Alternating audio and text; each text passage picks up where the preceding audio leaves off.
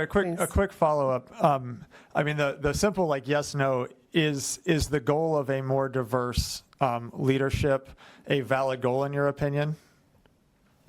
I think when we strive to answer really complicated questions that affect the lives, not just the in-the-moment life, but the lives of our children boil down to a yes, no, I don't think that's helpful to anybody. So if the answer to the way I answer the question wasn't as helpful to you as I had hoped, I'm happy to talk further about it anytime. You can reach out. My cell phone number is widely available, and I can give it to you.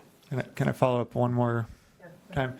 I mean, I think I agree with your characterization of how we would think about the, the teacher administrator who really changed our lives among this group because we are all white people here, right? And I know but seriously, I mean, I have heard people who are people of color say, the person that inspired me let me know that people who look like me can do more than my parents were able to do. And so that's really the question about that as a goal, because it is the case that for minority students, there is an achievement improvement because they see people like them in positions of authority and respect where they may not have seen that in other places.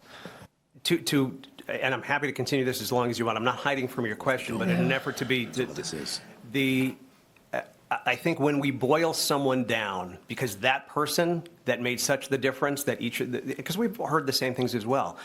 When we boil them down to a color on a chart, and that's among the benchmarks and metrics for their compensation, we have failed.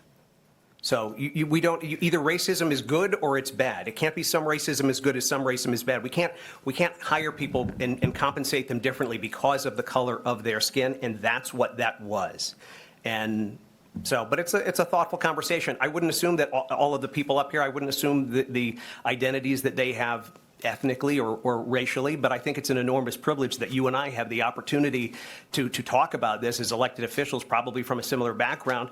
But I think fundamentally, I won't waver from the fact that paying somebody for the color of their skin, more or less, is fundamentally wrong. There is so much more to that individual, and we should not let the color of their skin be a part of how we are compensating them. They are defined by so much more than the color of their skin.